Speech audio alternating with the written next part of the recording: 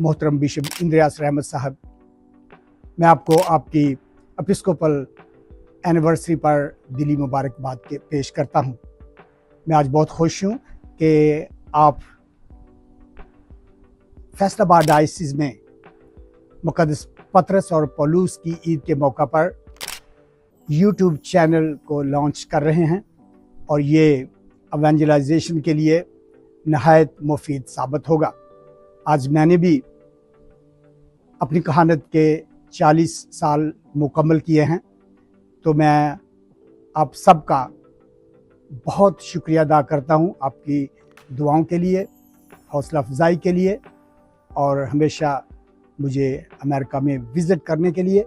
और जब भी मैं पाकिस्तान आया हूँ तो मुझे पुरजोश मेरा इस्तकबाल करने के लिए भी आप सबका बहुत बहुत शुक्रिया।